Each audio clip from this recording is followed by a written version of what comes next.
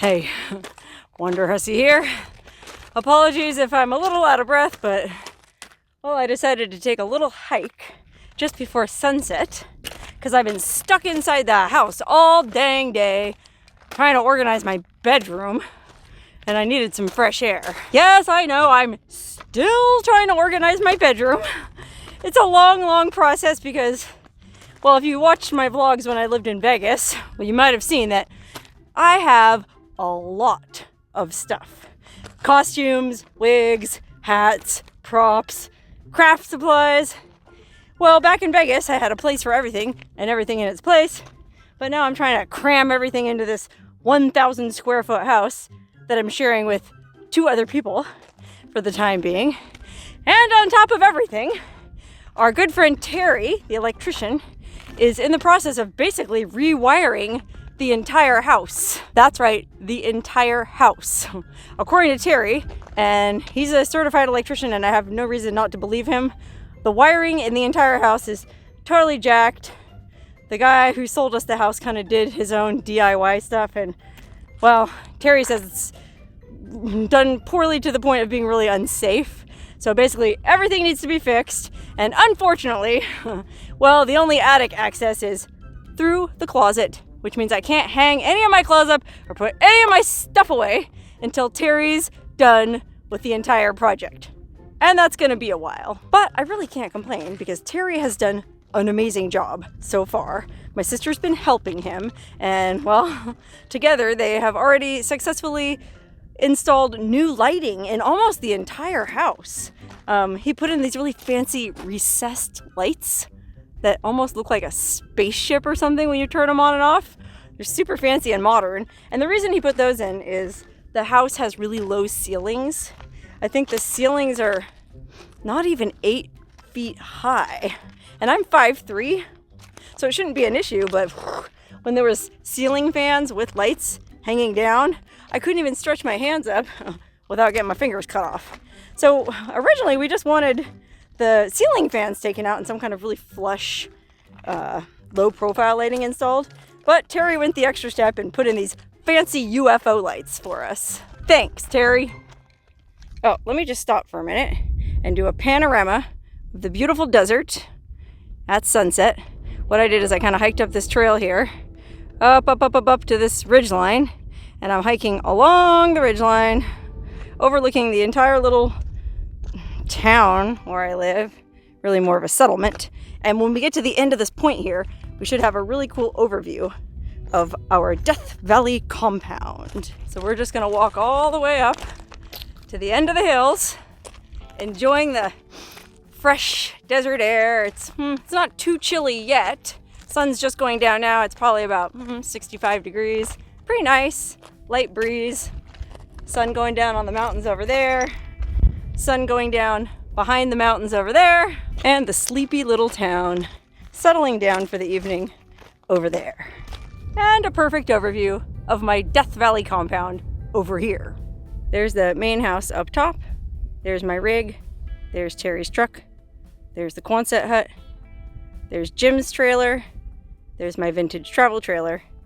And there's our 5th wheel travel trailer that we inherited with the property, and my sister's rig parked in front. And the reason my sister's rig is parked in front of the 5th wheel travel trailer is, well, the reason I spent all day trying to organize my bedroom is I'm trying to get ready for my 2022 calendar. Okay, you know how every year I do a fun kind of pin-up calendar? And I try to get it ready for sale just before Christmas. And well, Christmas is just around the corner, so I really needed to start shooting it about 3 days ago. But unfortunately, all my clothes and costumes are still in bags, bins, and boxes all over the dang place.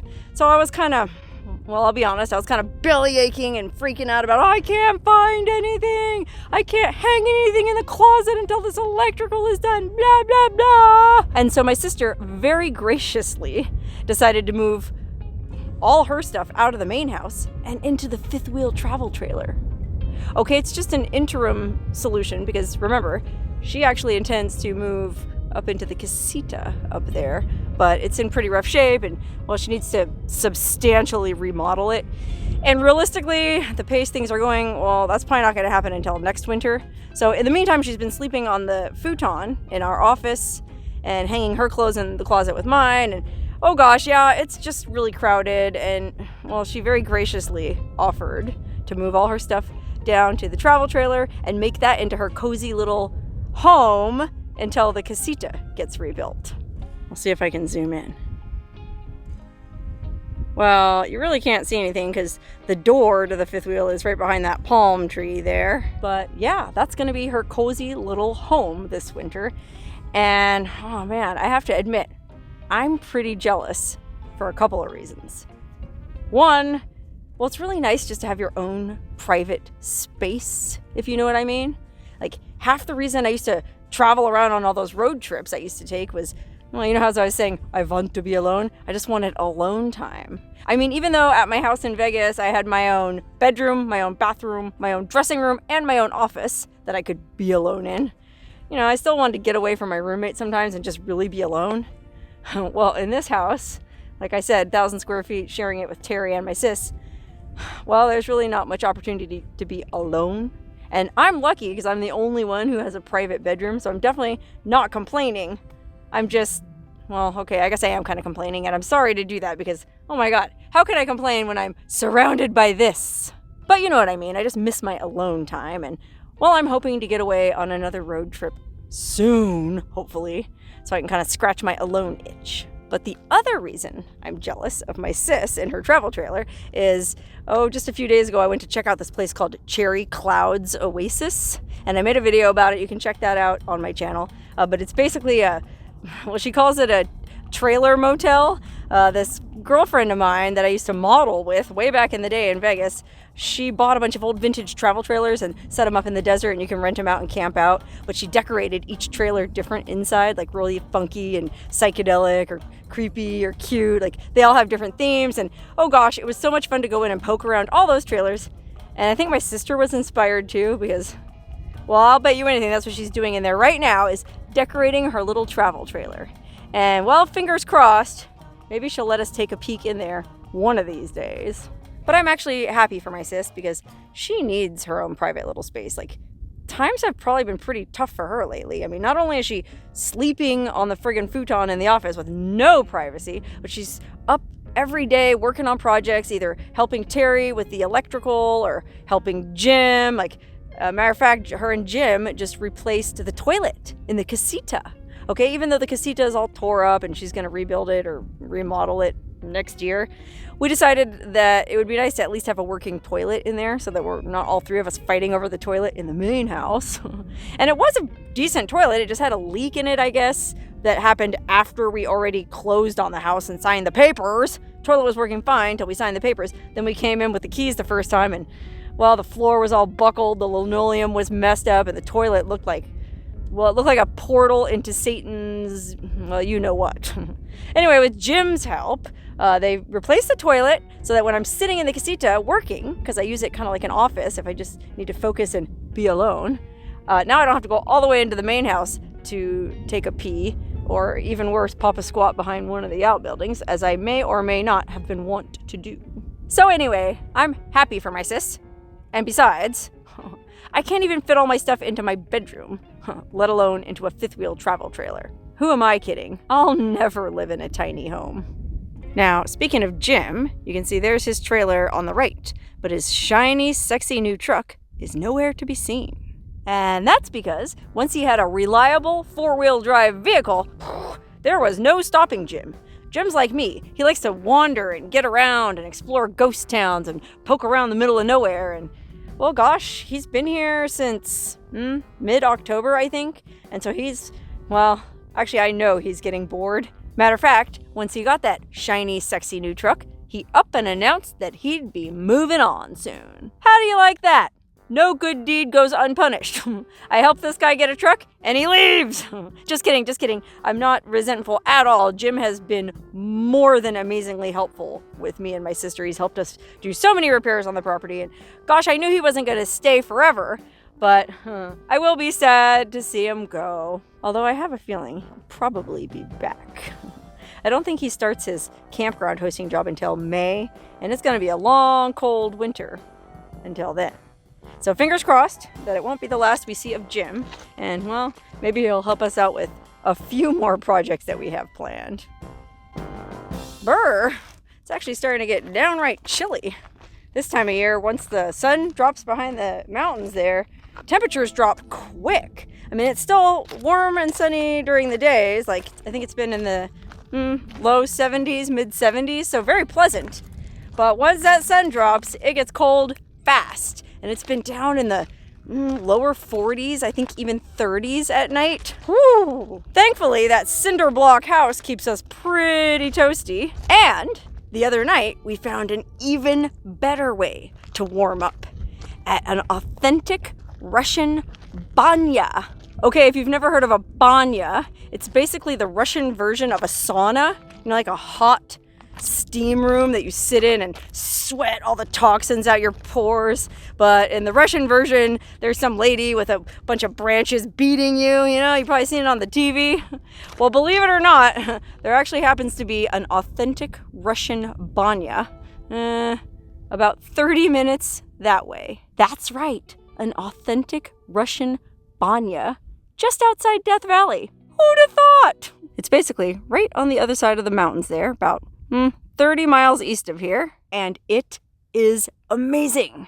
Okay, first of all, it's called the Soul Banya, S-O-U-L, like your soul is being cleansed. Like in a normal banya, you go in and you sweat out all the toxins from your pores. Well, in the Soul Banya, you also sweat out all those psychic toxins, which are the nastiest toxins of all. And it was actually one of the most amazing experiences of my life. And that's saying a lot. We drove over to Cherry Clouds Oasis. My friends at Cherry Clouds Oasis are the ones who told us about this banya, and they invited us to come with them. They were going to take a steam bath the other night, so they invited me, my sister, and Terry. We drove over to Cherry Clouds, met up with them, and then we all drove, it was only about 5 minutes away, down this dusty desert road in the fading twilight. And then we saw this mysterious compound emerge from the dusty mist.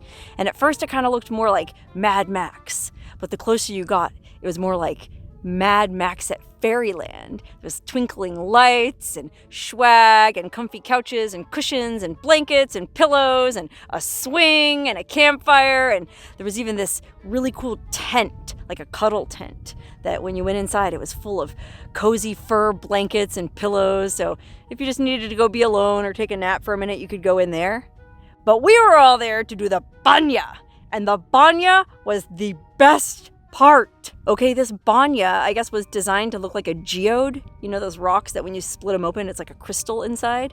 And it really did look like this crazy psychedelic hobbit house sauna cave with stained glass windows, and you went inside and the Russian guys were throwing cups of water on the fire to get it really hot and steamy. I think at one point the one guy said he got it up to like 180 or 190 degrees. Oh my God, it was so hot in there. We're sweating and they were beating us with wet oak branches, and oh my God, it felt amazing. But it's so hot and so steamy in there that, you know, after 10, 15 minutes, you just can't take it anymore.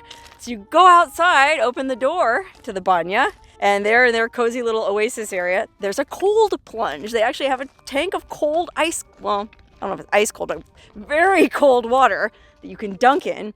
And oh my God, it feels so amazing after being in that hot sauna. But you can't stay in the cold water very long because, next thing you know, you're freezing again. You got to run back in the banya and steam and get warm. And oh my gosh, we did that back and forth like 3-4 times, and they had a samovar full of hot tea to drink, and they had a campfire, and oh my gosh, that banya is amazing. And the best part about it was, I guess the main guy who owns it kind of came in and did this almost like spiritual talk at the beginning about how we should close our eyes and imagine all the things that we want to leave behind being sweated out, and imagine the way we want to be, the way we want our lives to be, playing like a movie in our heads. And he passed around this cup of water that you're supposed to put your fingers in the water while you were visualizing how you wanted your life to be, because I guess water, according to him, water holds memories. I don't know, man. It was really far out and really new agey. And while all of this was going on, Well, I had the strangest feeling that I had met this Russian guy before. And then I remembered I had met him before at the hot spring over here. Okay, there's this big natural hot spring in the desert that, oh gosh, I've been going to for years. And one night, a few years ago, my sister and I and a couple friends were soaking in the hot spring at night. Okay, it was pitch black, and there was mist rising off the hot spring. And out of the mist appeared this mysterious Russian guy who, well, at the time I thought he looked like Rasputin, Rasputin, the mad monk from the Russian Revolution days. Long beard and very serious demeanor. And in the hot spring that night, he guided us through this kind of spiritual kind of exercise where we all held each other's hands and hummed and got this vibrational field going. And oh my God, it was wild. And then just as suddenly as he appeared, he disappeared back into the mist of the hot spring. And I never thought I'd see him again until I saw him the other night at the Banya. Anyway, the sun is setting over this sleepy little desert town that I now call home. And I should probably get back inside and finish packing for my calendar photo shoot. But before I do that, there was one more thing I wanted to check out up here. And that's these rusty old tankers from a train that, I don't know who put them up here, but they're on top of this hill overlooking the town. And I always wondered what they were. So I finally took a hike up here the other night to check them out. And it's really cool. I mean, if you've been watching my videos for a while, you might know how much I love rust. The beautiful colors and patterns of rust. You know how old metal turns all these amazing colors after it's been out in the elements for a long time, exposed to the wind and the rain and the sun. And I just think it's really beautiful. And it's a kind of a heartening reminder. Okay, it's kind of a metaphor, I suppose you could say. Because, well, I've been feeling a little rusty myself lately. And I'm sure many of you can identify with me. You know how it is. You start getting older and you just start feeling a little rusty. And you don't feel as cute as you once were. And you're not as shiny and new as you once were. But, coming up to check out this rusty old tanker reminded me that rust can be beautiful. And moreover, this particular tanker was leased to the National Molasses Company. Okay, this tanker was once full of 10,000 gallons of delicious, sweet molasses. So that's another reminder that, well, even the rustiest, crustiest old hunk of junk, well, it can sometimes be pretty sweet on the inside. Okay, I don't mean to get all sappy and stupid, but, well, I don't know. I was feeling a little melancholy the other day, and I hiked up here and sort of had these thoughts, and I thought I might just share them with you. But honestly, there's really not much reason to be melancholy now. Things are going great. We're getting ready for Christmas here in Death Valley.